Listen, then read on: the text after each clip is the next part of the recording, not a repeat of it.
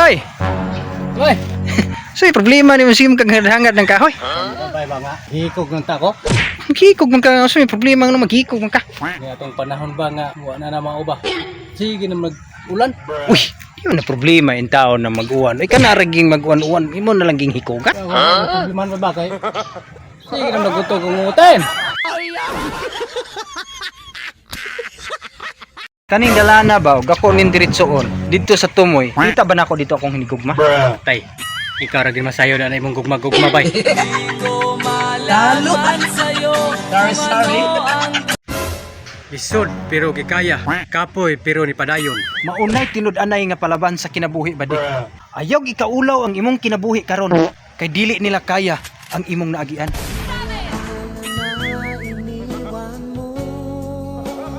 Ay gabalaka, kay makita ra na nimo ang tamang tao nga para sa imuha. Ug magkita na ta.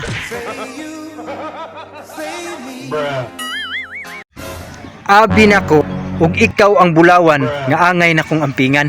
Ikaw man day ang bildo nga makasama sa kong dughan. Ilisan magari ng pisa sa motor nga grabe kaligon.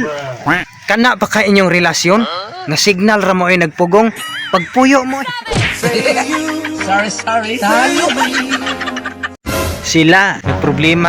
Kaya wala sila kadit. Pero ako, na problema sa akong mga bayro nun. Kay hapit na mo Judith.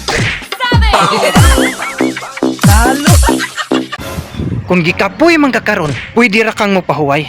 Ayaw pagluyluya. Ay aduna pa kay pamilya nga nag-asa si imuha. Ug kung maayo man lang nga sa sugod ang tanan. Kay nga nung gisugdan man pod. Sorry. Talo. Dili man kasayon mahikalimtan. Pero ay kabalaka. Kay puder kang biyaan.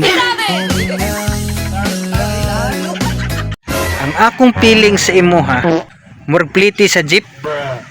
Palihog dawat.